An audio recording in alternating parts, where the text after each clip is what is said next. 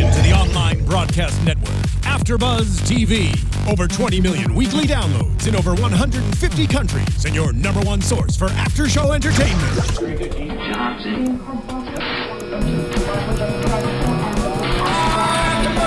AFTERBUZZ TV, the destination for TV superfans. Producing after-shows for over 300 of your favorite TV shows. Interviewing celebrities and showrunners. And bringing you behind-the-scenes exclusives. All thanks to E! Entertainment's Maria Menounos, producer Kevin Undergaro, and internet leader Akamai. Now, let the buzz begin! Oh, shout out to Marissa hitting that right part right there. Hey. What? We in the studio, Survivors, Remorse. Effing up the Yo, no way to be in a trap guy. We're about to have a great show. Let's get it, yo. What's going on, everybody? We are here live at AFTERBUZZ TV. We are covering episode 2 of Survivors Remorse. But before I get started, make sure you go to youtube.com/AFTERBUZZ. Make sure you subscribe to the channel. We are also on SoundCloud as well as on iTunes. So make sure you show love. We're going to be live. So if you have any questions, any comments, make sure you comment in the YouTube section. I am your host, Jimmy V, and of course we are all live on Twitter and Instagram. You can find me at @BeYourOwnDad, but trust me, I got my crew. I'm squatted here. So to my left, what's up? Hey, what's up? You know, it's me, your girl Trene. Hit me up on Twitter and Instagram at your girl Trene. Hello, everybody. It's your girl Shaprintace Lynn. You can find me on Twitter and Instagram at Shaprintace Lynn with 2 N's. And of course, I am Gary Thomas. You find me on Instagram and Twitter at I am Gary Thomas, and of course, I am GaryThomas.com. Of course, and if you guys are tuning in, you're in for a special episode because we got the homie, we got the superstar Cam Calloway, aka Jessie T Usher. Let's give him a round of applause, quick. What it is? What's poppin'? Welcome to the show. Thank you for joining us, brother. Absolutely, absolutely. Thank you for having me. Of course, of course. So this episode, of course, was called A Time to Punch. And my homie over here, he did get clocked in the eye at some point. I'm not going to rush too much into the episode there. But of course, we see the episode start off with the house manager who, as we know, he takes care of, supposed to take care of everything with the house. He's supposed to make my man's life over here nice and easy, but it sounds like he's coming for more than what he actually doesn't have. Right. He was supposed to manage everything. Remember, he was supposed to make sure the butler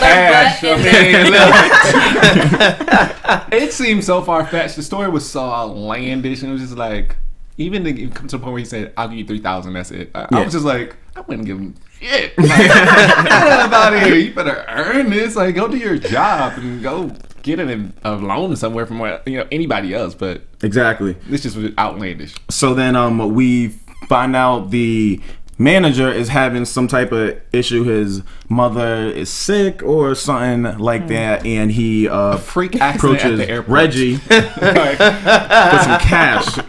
And at first he does ask for 11,000. Before we even get into that, how comfortable are you guys with giving away money? Like, hey, I need a loan, can you help me out? It just really depends. If it's a family member, then yeah, but he just started the job, so why is he asking for that much money in the first place? Can I touch in real quick? Yes. See, that's like touching on the main topic of what the entire first season was about. You know what I mean? It was like the whole theme of Survivor's Remorse is now having all this money and having people who shouldn't be asking you for numbers like that coming up to you feeling like they can ask you because they think they know what you have. Yeah. You know what I mean? Todd works for us. He sees the house. He clearly sees us blowing money. I mean, even if he's only been there for a week, with the way these people live, like, he knows, like, okay, $11,000 is nothing to them. Yeah. You know what I mean? And that's how he's exactly. He probably can find that in Uncle Julius's sock drawer. Like, let's be real. Come on. In quarters. So that's what it's all about. Yeah. So would Cam have told? What would Cam have told? Cam would have said yeah. Cam probably would have said everybody. I'm not gonna lie. Season one, Cam for sure would have said yes. Yeah. Season 2, Cam might have consulted with Reggie, but still would have been favoring the yes. Because you a grown ass man, remember? He's a grown man. But you know, they got that relationship now. They understand each other a little bit more. So he would have consulted, I think, But you know, that's why Reggie's there, so he doesn't have to have that conversation no more. Anything comes up like that just goes to him. Cam got other things to worry about. Now, how do I ask this question? Like, what made Cam turn from being a person who always wants to give out to now he's like, nah? You know, it's just like a learning experience. There's a lot of times where he might have just been like, okay, yeah, I'm gonna give it out. But he also knew that it wasn't necessarily like the best thing to do. Okay. You know, there's a lot of times in the first season that because Reggie was so stern on the other side of the spectrum, that Cam felt like he needed to just, you know what I mean, just step up and be his own man. Like, I don't care what you say, I'm gonna do it anyways. You know, so it wasn't even so much that he was just too generous. It was the generosity plus the fact that he felt like Reggie was just being too controlling. So now that they have, you know, they've worked through a lot of stuff together. Cam has seen a lot of shit go wrong, you know, so he's like, all right, I need to be better, you know, at this. It's not just about giving people money. Okay. You know, so yeah. But isn't that a common trait of us as entertainers? We want to put the hood on. I don't quite honestly put the hood on like that. I'm not good for it like that. You gotta have real talent. But I see people who put the hood on it doesn't always even turn out right, and I think that is a common theme amongst anybody in entertainment in any form. That's true. Definitely true. That's true. I can say I saw a huge change and growth from Cam from episode 1, season 2 to episode 2. Just with the whole Coke thing, he was telling his sister, you know, for charity. I thought that was like, oh, look at that. I don't know. He might be a grown-ass man now. Cam continues to have some smug ways where it is about the upper hand because he is the moneymaker. Sometimes I feel like that's the traits he has. And like the 50 Cent is more than just the charity. Of course, the money's going to go to charity, but it's like, let me control them a little bit because they're out of control sometimes. Yeah. But if he doesn't do that, then what do you think will happen though? Let's be honest. With that group of people, if somebody is not trying to like hold him down a little bit, you 30 for 30. In a year. You know what I mean? Like it's not, somebody has to be in control of the family. Reggie's not in the household, so he can't really do it. He could do it from a business standpoint, which he did in the first season. I don't know if you guys remember, but they put everybody on a salary, you know what I mean? All that kind of stuff. That was like Reggie's doing. You know, but within the household, there's still so much that can go wrong. Like, Cam has to be the one to do do it. He's the only... I mean, there's Uncle Julius, but Cam is really the man. You cannot leave Uncle Julius. Exactly. Okay. Thank you. So now you see what I'm saying. So then, with the whole idea of having to pay 50 cents for a can of Coke is where the whole argument evolves to the sister and Cam to get into a huge. It's at first verbal, and then she throws down with a huge Super Bowl ring. Somebody telling you, come at me, bro. I'm gonna come at you. Like we're at this point now. Yep. So then that ends up happening. Cam gets socked in the eye. She got lucky. Knocked the butt out. She got lucky that time because I was mid-sentence. You know what I mean? You know how you get hyped up in yourself. You be like, yeah, so you're not going to do nothing. You know, my eyes was down when she did it. Yeah. That's all that was. That's all that was. She got lucky. She timed it right. And then that's where they start to get the whole idea of we slipped on some coke. But wait, we started this episode 1. We said going to be honest. We're on the new trait of the Cam Calloway. That's right. The mission statement of the Cam Calloway brand. We're going to be honest, but as soon as the things hit the fan, we're lying again. But wait, but did he deserve it? Do you guys think he deserved it? Of course not. But like she said, he had it coming. So don't approach the big sis. However, you just said she said come at me. You told me to. You told me to. That wasn't my asking for. You told me to. So I just obliged to your request. So he deserved it. He told her to. He didn't deserve to be hit. He told her to. So Did Cam deserve it? If you're in control, you got to control the situation. Don't ask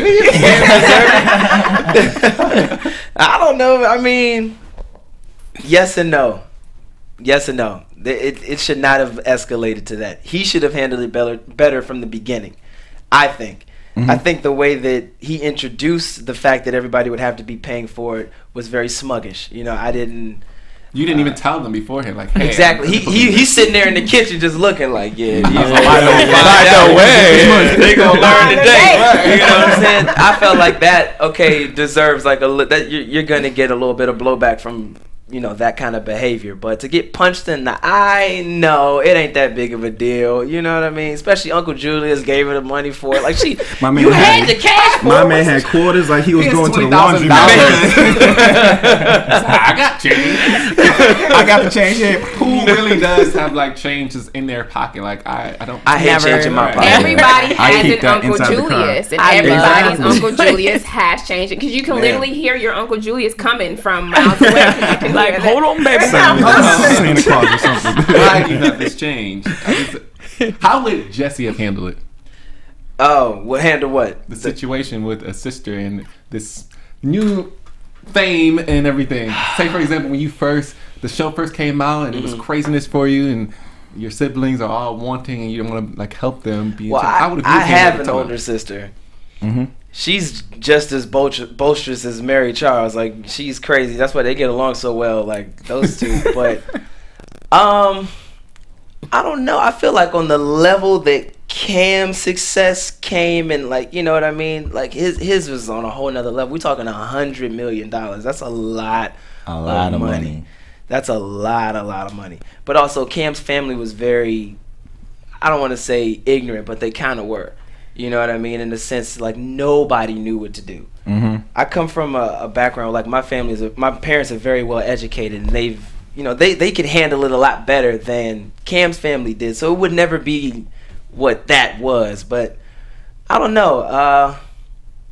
I would more so trust my family more to, like, take care of themselves in a situation like that than Cam does. I don't think we would crash and burn at all. As a matter of fact, I probably would just say, like, look, there's $100 million.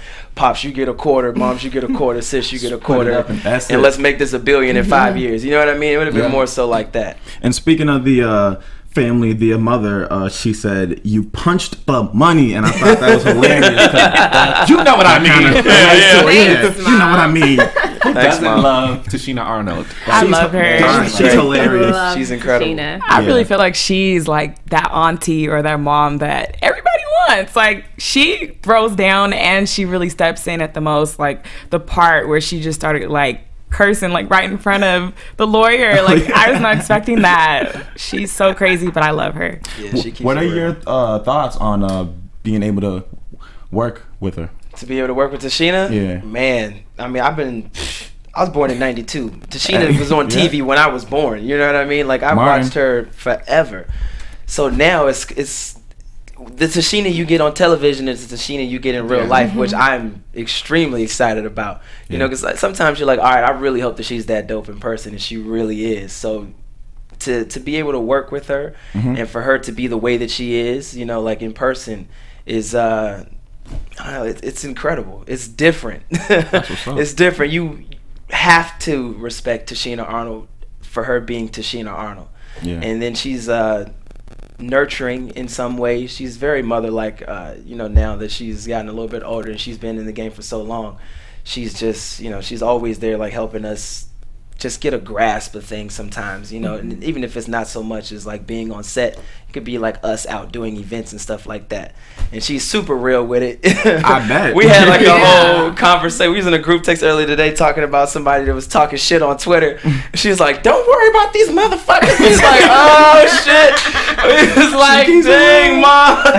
She was like, "Y'all want me to go off?" We were like, nah. We good.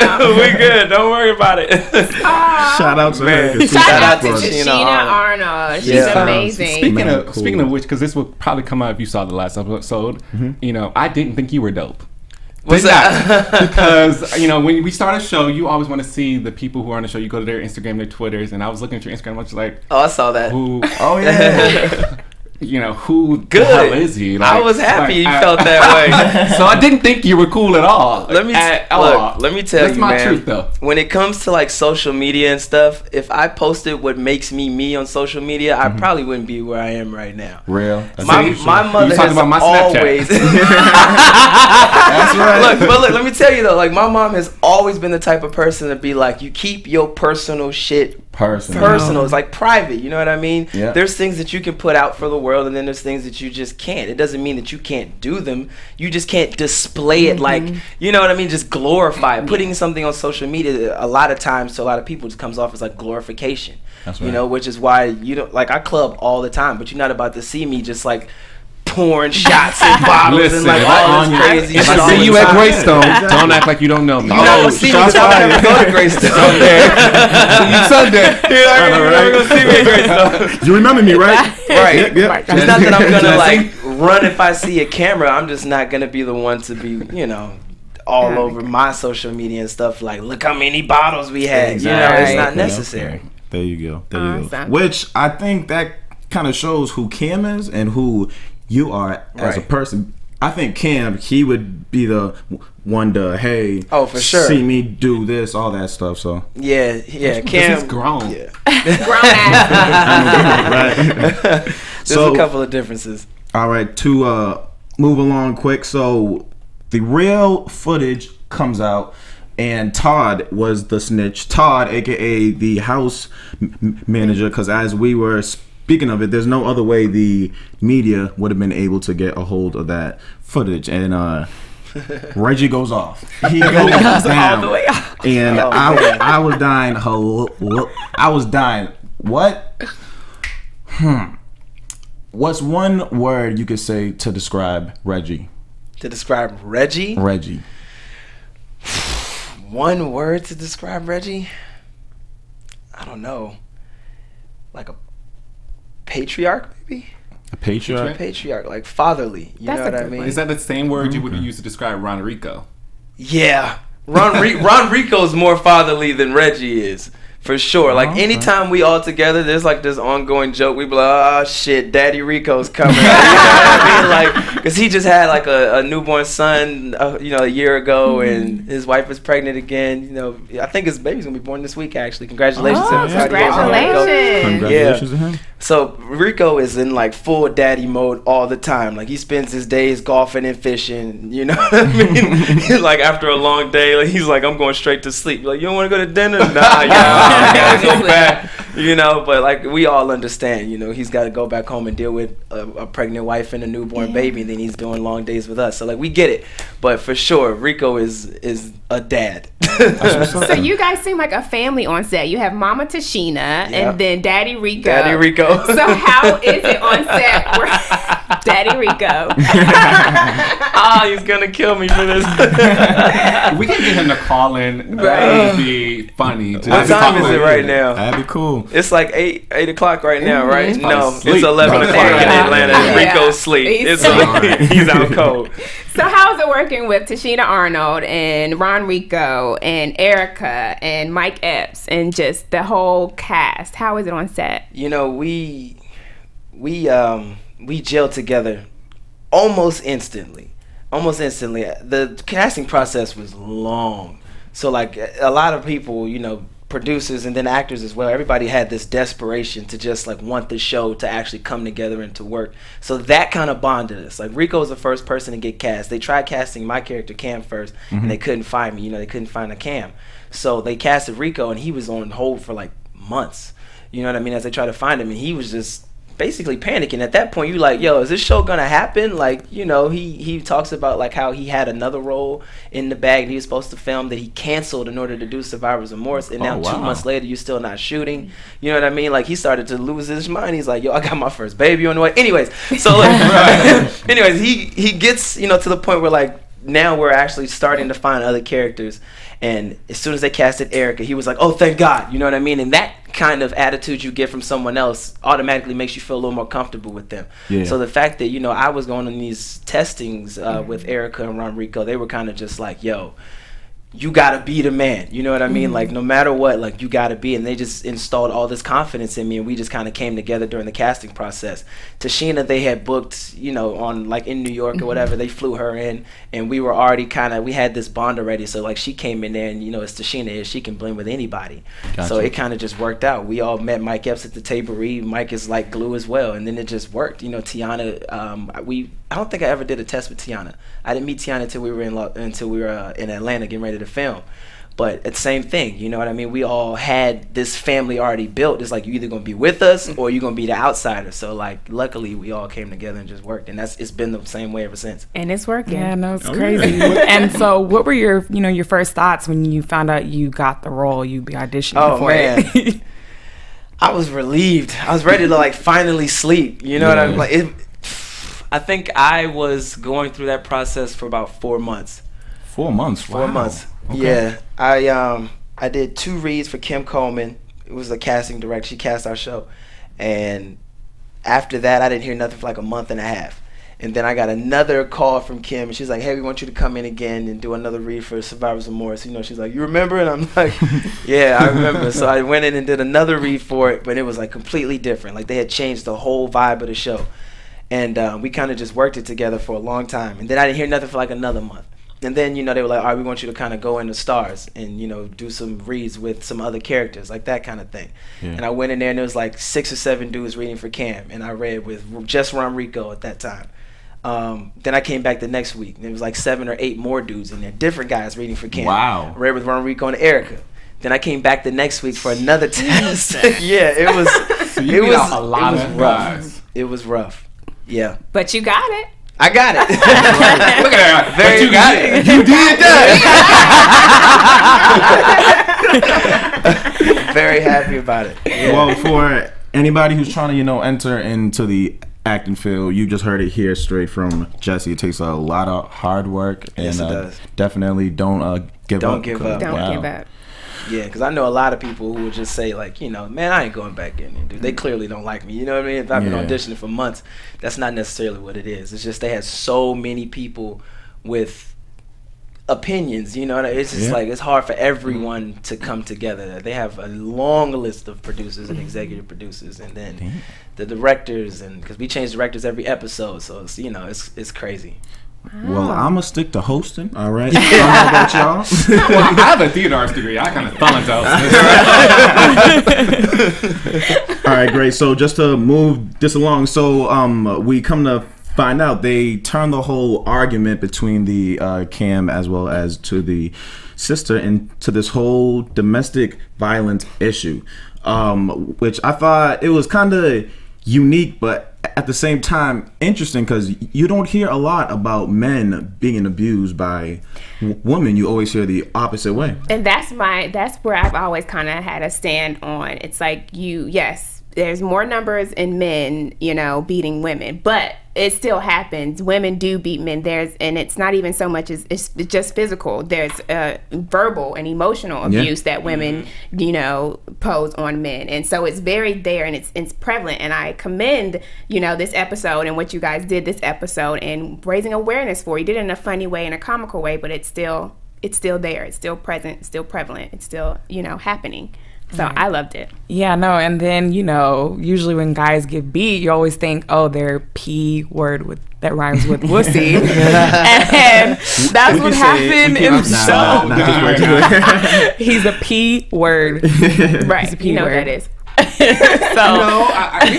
We don't always say that. We say when he doesn't put his hands back on her, like we commend him, like, listen, she was asking for that beat down, but you held yourself together and didn't hit her back. Right. So that's mostly what we get. Either he was soft, or you did a good job, you hit her back, because you could have clocked her. You could have. We've seen. I don't know. My man was down on the floor for the count. I don't know. He could have had an adrenaline rush that got him right back up. Nah. No, he was out for the count on that one. I got an older sister. Even if I do got an adrenaline rush, I'm gonna be like, she swung the first time. Like, I'm gonna just. I'm gonna chill.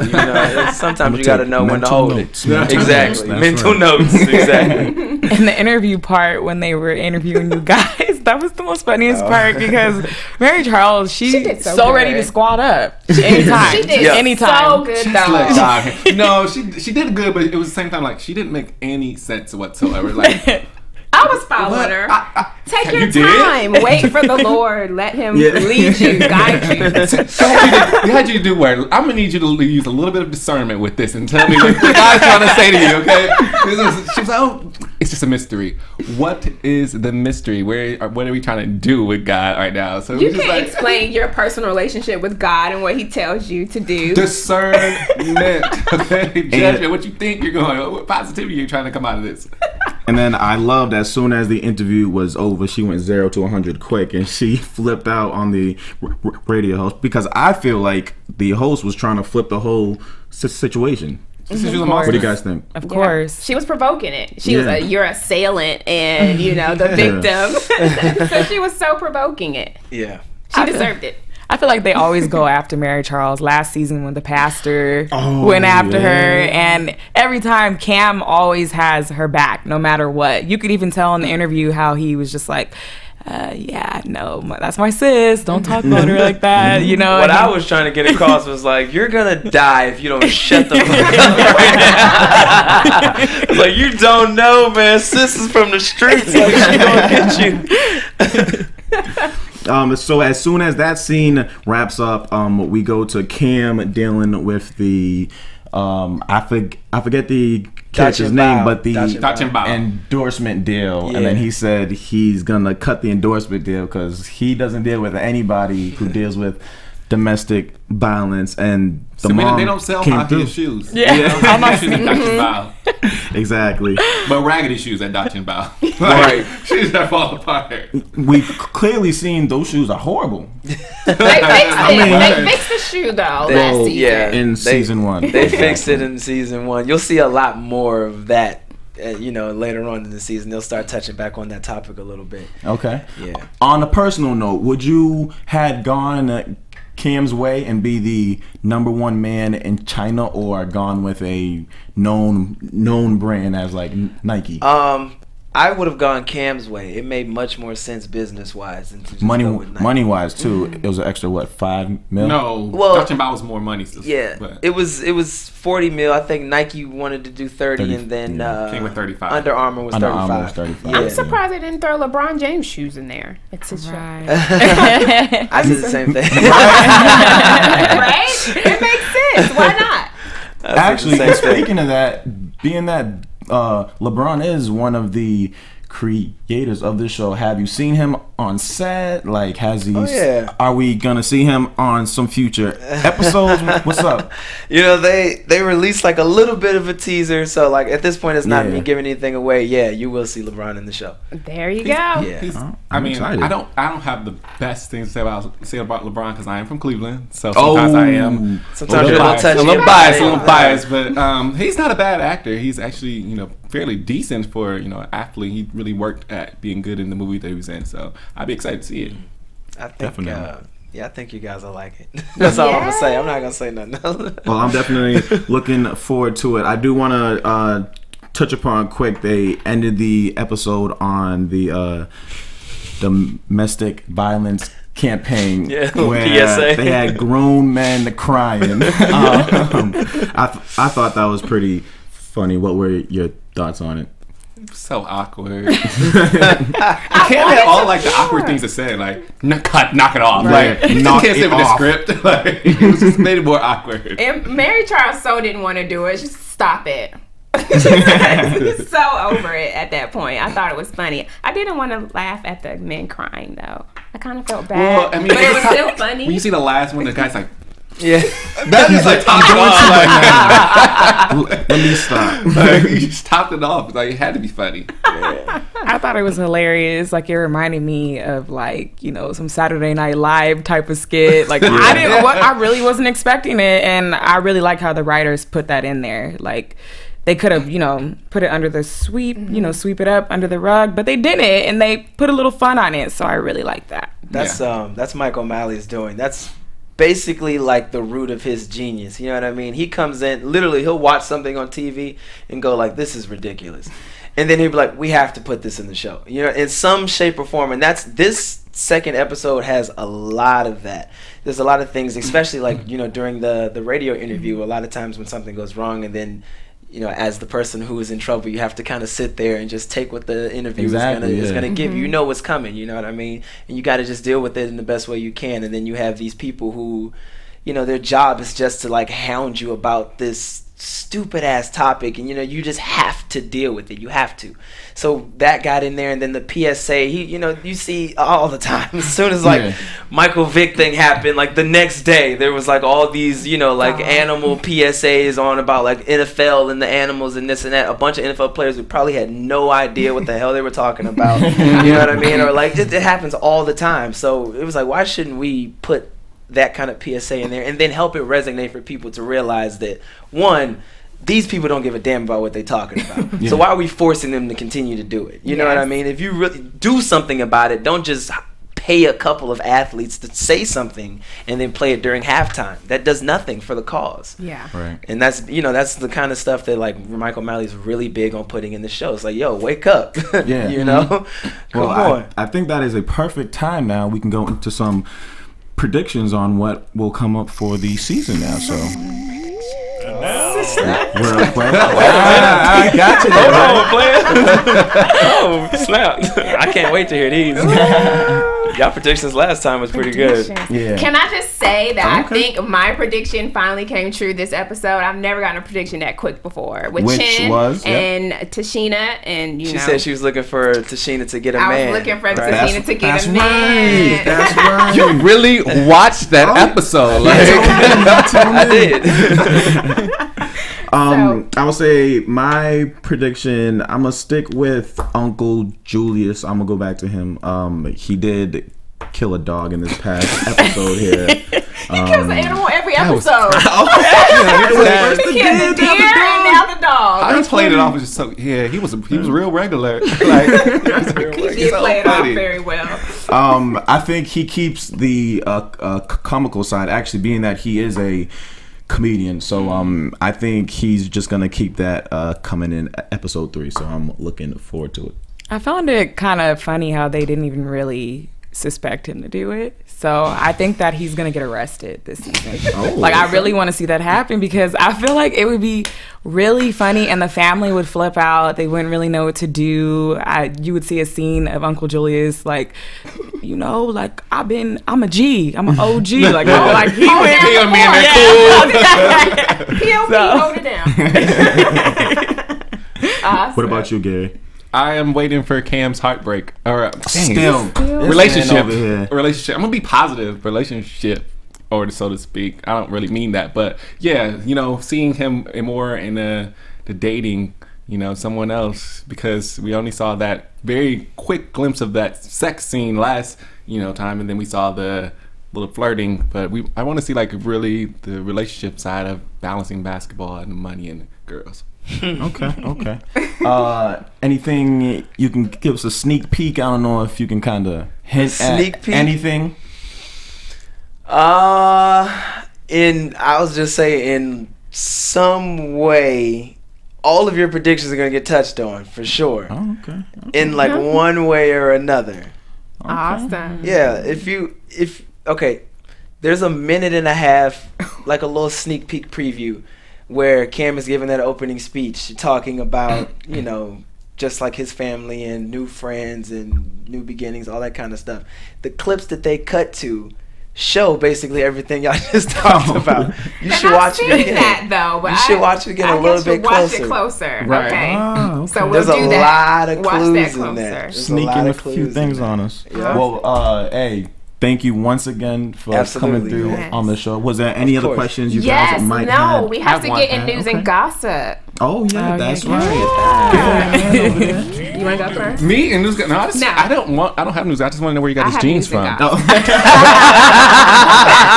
news and gossip. That's the fashion corner. I think I got these from Zara. I'm pretty sure. I love Zara. Thank you for helping a brother out. Zara. But no, news and gossip. So Jessie, you're gonna be at Independence Day too. That's right. Yeah, we just wrapped up for like a week ago. A young Will just got Smith back, over here. Man.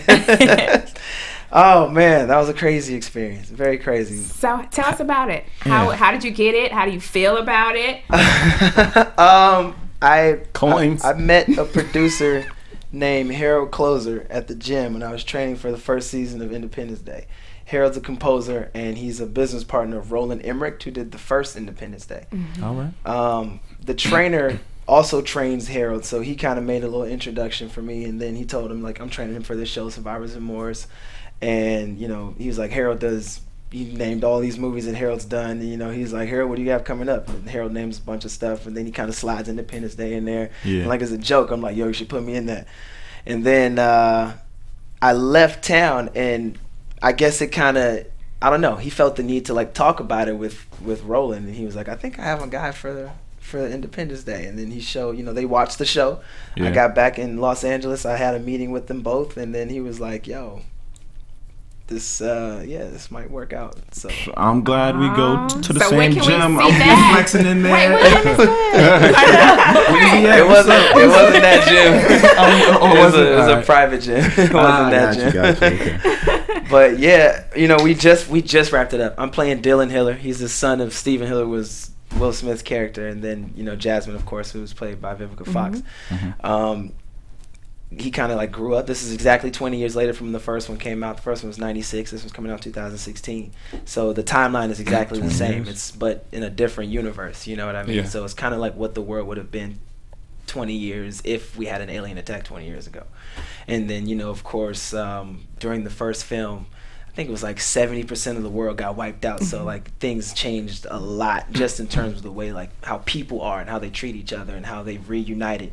And Roland, being a man of the world, like really wanted to touch on that. He feels like people should be more united than what they are. So that's like a really big topic in the second film, and you'll see a lot of that in the second film. I think it's gonna be great though.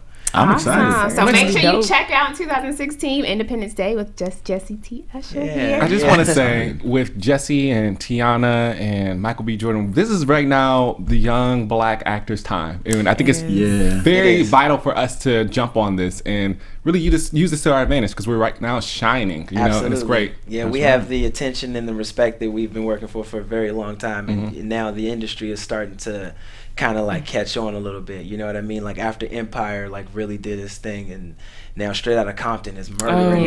Love that. Ain't no movies out right now. Yeah, Straight Outta let's go Compton. see it again. Shout out Jason Miller and Corey Hawkins. You know, my Yeah. boys. Jason Mitchell, but yeah. So you know, right now it's a good time to be a young black actor for sure.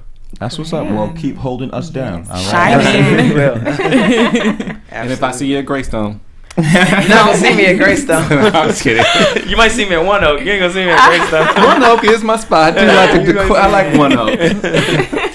All right, guys, and I believe that is it for our show. Yes. Once again, I want to thank Jessie T for joining in on us. Make sure you guys continue the conversation. We are all on Twitter and Instagram. Jess, if you can shout out your tag real quick so the people could know. Twitter, _Jessie T. Instagram, Jessie T Usher, just flat out.